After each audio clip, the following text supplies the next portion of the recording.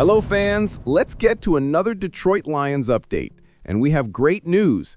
3 key pieces of Jared Goff's protection have returned to practice, and this is shaking up expectations for this weekend's game. Taylor Decker, Penei Sewell, and Dan Skipper, who were absent from the previous practice, reappeared on the field and rekindled hope for stability in an offensive line that has been suffering from injuries and worrying mistakes. But that's not all. While the tackles return and show signs that they will be ready to protect the quarterback, another situation is generating tension. An all-pro remains completely absent and without a concrete return date. Yes, we're talking about Kerby Joseph, the safety who changed the Lions' defense in the last 2 years and now worries the coaching staff with the slow pace of his recovery.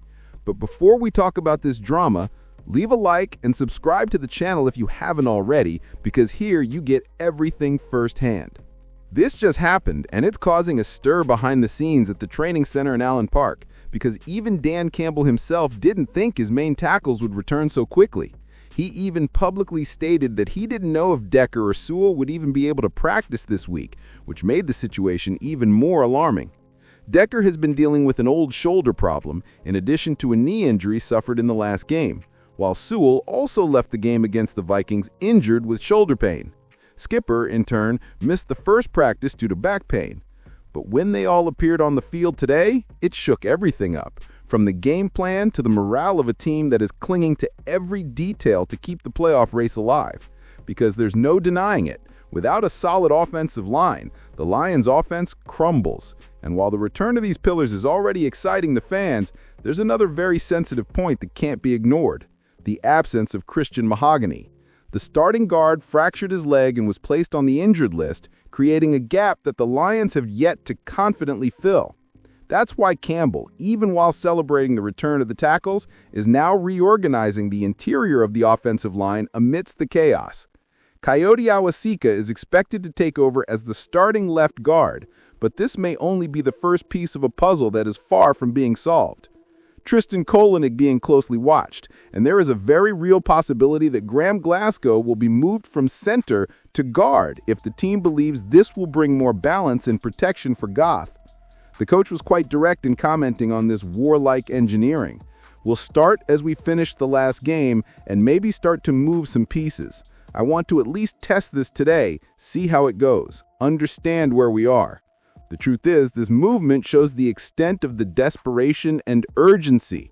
The Lions' offense cannot falter anymore, cannot put more pressure on the quarterback, cannot lose momentum while the playoffs are within reach. The fans know, the NFL sees, this offensive line could be the deciding factor between a historic season or yet another disappointment. But here's the most delicate point of the update. The Lions' defense is still without Kerby Joseph, and this has become a nightmare for Detroit. The knee that has plagued him since the preseason simply isn't healing at the expected pace. Joseph has already missed 2 games, and everything indicates that he won't be ready to face Washington. Campbell said on 97.1 The Ticket that the team doesn't want to push it because the risk of turning this injury into a chronic problem is enormous.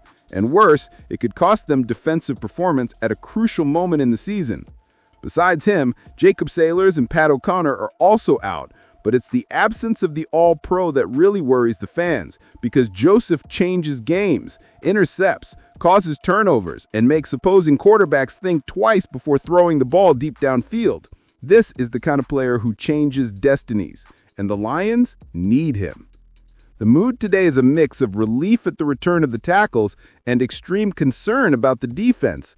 So take a deep breath and stick with us, because as soon as any new updates emerge from Allen Park, whether about Joseph, the offensive line, or potentially even bolder changes, you'll know here first. Hold on tight, because this week promises to shake Detroit from start to finish. The Detroit Lions have just become the center of a bombshell and totally unexpected news story. NFL sources have confirmed that the Lions are seriously considering signing a player who could transform Detroit's offense into one of the most dangerous in the league. The front office, led by Brad Holmes, wants to act fast to reinforce the team immediately after remembering the tough elimination in the divisional round of the playoffs. And this isn't just a common search for reinforcements. We're talking about a rare opportunity, an experienced player still with a lot of fuel left in the tank. But before revealing all the details about this target that's worrying rivals, I need to ask you one thing. If you love the Detroit Lions and want to always receive the hottest news, like this video and subscribe to the channel, because here you're always one step ahead in the information. Now then, let's get to what really matters, because the Lions' plan for 2025 may be about to take a giant leap. Brad Holmes knows that the Detroit Lions window is open. With Dan Campbell transforming the team's culture, Jared Goff at the peak of his career, and an explosive offensive base, Detroit can't simply watch the market pass them by. The playoff loss served as a wake-up call.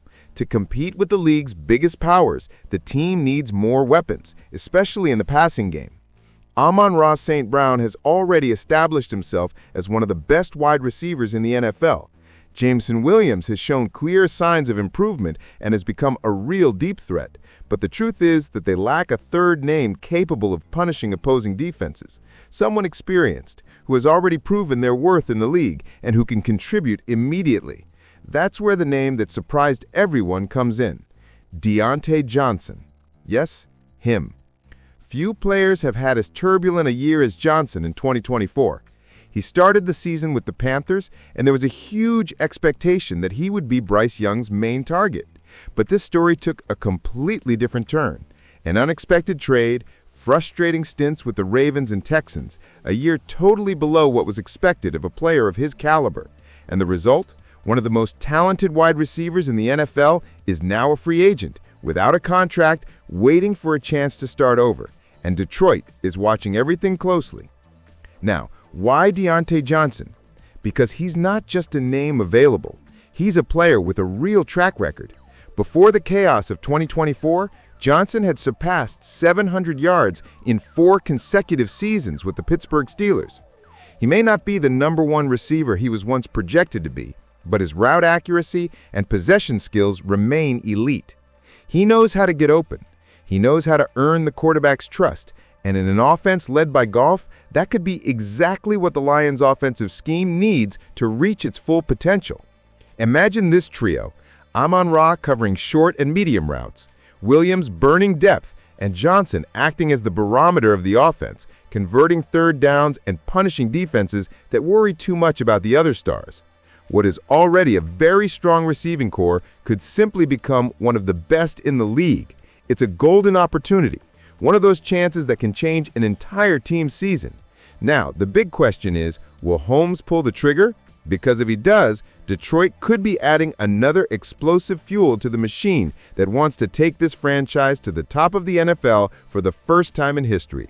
So hold on tight, because this story will still generate a lot of discussion. And when something new comes out, you'll know here first.